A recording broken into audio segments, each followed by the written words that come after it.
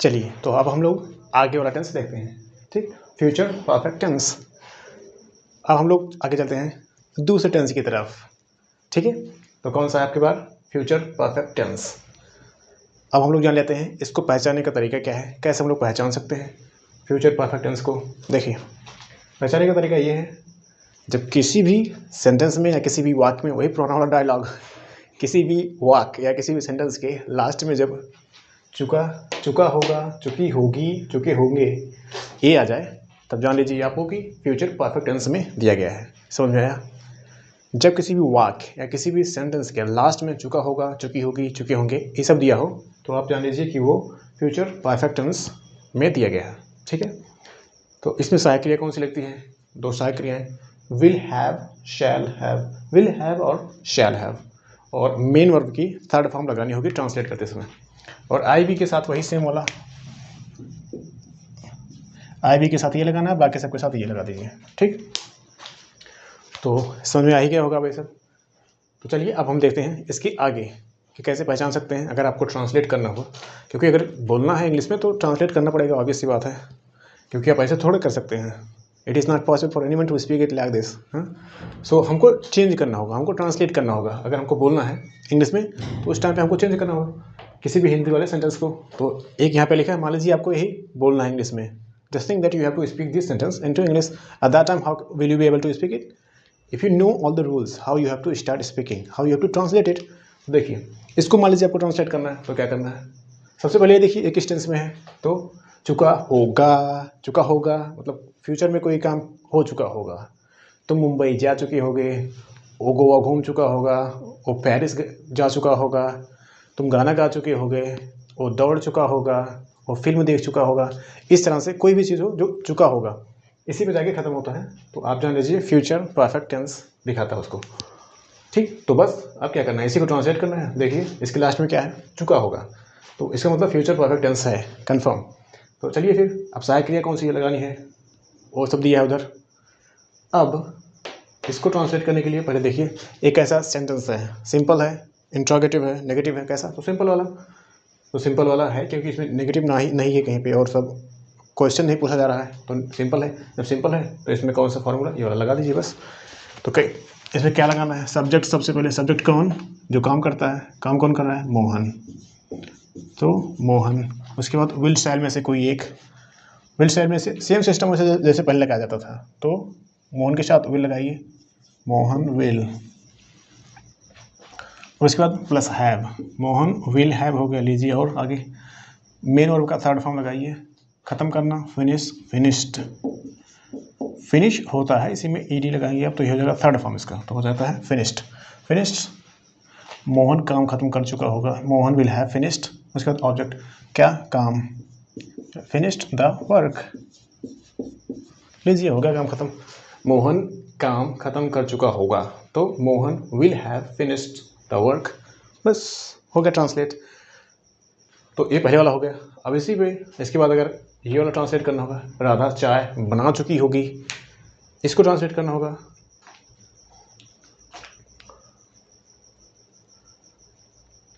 ये वाला ट्रांसलेट करना होगा तो भी सिंपल और फॉर्मूला ये वाला लगा दीजिए, हो गया। फिर से सब्जेक्ट, सब्जेक्ट कौन, चाय कौन बना चुका होगा? राधा, तो राधा की जगह पे लिख दीजिए RADHA, राधा।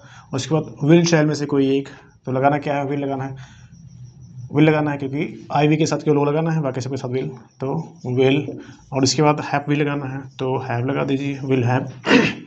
मेन वर्ब का थर्ड फॉर्म बनाना, प्रिपेयर या प्रिपेयर्ड कर दीजिए, प्रिपेयर होता है प्रिपेयर्ड कर दीजिए, प्रिपेयर्ड ये होता है इसका थर्ड फॉर्म, प्रिपेयर का थर्ड फॉर्म होता है प्रिपेयर्ड, प्रिपेयर, प्रिपेयर्ड, प्रिपेयर्ड, ऐसे ही ये। तो इसके बाद ऑब्जेक्ट, ऑब्जेक्ट क्या? चाय, प्रिपेयर द टी, बस हो गया। Radha will have prepared the T, Radha चाय बना चुकी होगी। अब ये ऐसे हो गया, ठीक। कुल मिला के आपको ये नियम याद होना चाहिए, बस आप कैसे भी ट्रांसलेट कर सकते हैं नाम से। थोड़ा मैं मिटा देता हूँ क्योंकि अभी ये वाला भी बाकी है इधर। ये है, क्या तुम गाना गा चुकी होगी? क्या है, देख नहीं रहा थोड़ा सा। क्या तुम गाना गा चुकी होगी? अब इसमें क्या पहले आ गया तो कौन सा लगेगा? इंट्रोगेटिव है, इसका मतलब ये वाला लगाना है। इंट्रोगेटिव यही लाइन लिखा है सबसे पहले, तो ये वाला लगा दीजिए। विल शैल से शुरुआत होगी, तो विल शैल में से कौन सा लगाना है, ये तुम है, तुम मतलब आई बी में से नहीं है, तो शैल लगा देते। तो चलिए विल लगाते हैं फिर इस तरह से, विल, ये हो जाएगा शुरुआत इसकी विल। अब इसके बाद सब्जेक्ट लगाइए, will you, Y O U, will you have. अब देखिए मैं कुछ कर नहीं रहा हूँ, बस इसी को देख के लगा दे रहा हूँ बस। Will you have, main verb के थर्ड फॉर्म सिंग, संग, संग, ये होता है ऐसे SING, सिंग, संग, और SUNG, संग। ये फर्स्ट फॉर्म होती है, ये सेकंड फॉर्म या थर्ड फॉर्म। तो हमको क्या लगाना है, मेन वर्ब की थर्ड फॉर्म, ये वाली। MV3 का मतलब, ये जहाँ 3 लिखा है इसका मतलब थर्ड फॉर्म लगाना है, और यहाँ पे 2 होता तो सेकंड फॉर्म, और केवल 1 लिखा हो तो फर्स्ट फॉर्म। अगर नहीं लिखा हो कुछ तो जान लीजिए कुल मिला के 1 ही लगाना तब। जैसे यहाँ पे MV केवल लिखा हो, कुछ ना लिखा हो, और ऐसे केवल MV लिखा हो बस, और कुछ ना लिखा हो, तो मतलब जान लीजिए आप इसका ये फर्स्ट फॉर्म की ही बात हो रही है कुल मिला के, ठीक है। तो वही, तो इस तरह से ये वाला हमको लगाना है, कौन, संग। तो ये हो जाएगा विल यू हैव संग, SUNG, थर्ड फॉर्म हो गया, विल यू हैव संग क्या, द सॉन्ग। ऑब्जेक्ट लगा दीजिए बस, द सॉन्ग। क्या तुम गाना गा चुके होगे, विल यू हैव संग the song, will you have संग द सॉन्ग। तो ये हो गया ये वाला। अब इसके बाद और कोई ट्रांसलेट करते हैं।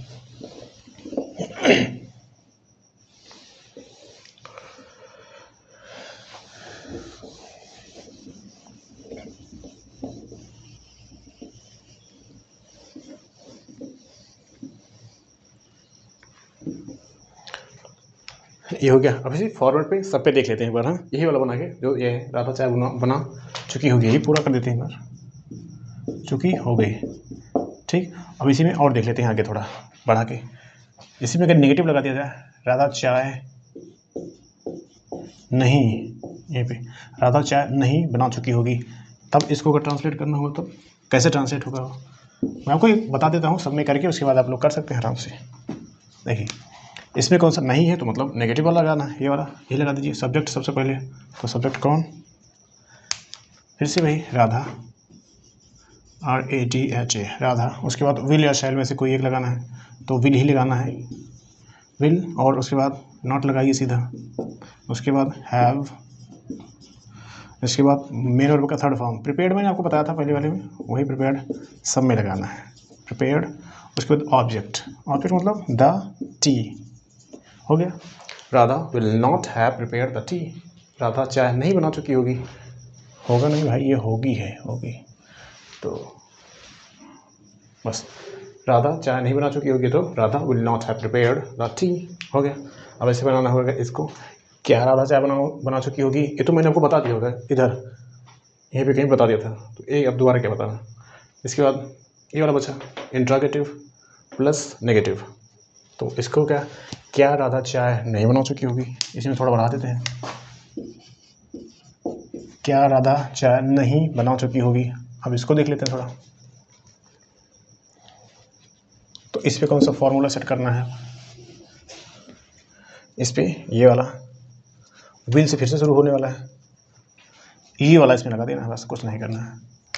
तो शुरुआत फिर से विल से होने जा रही है, will.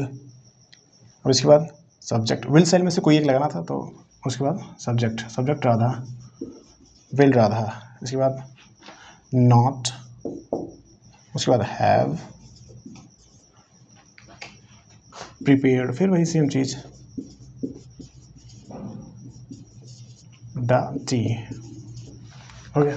Will Radha not have prepared the T, क्या राधा चाय बना नहीं चुकी होगी, तो ये हो गया, ठीक है।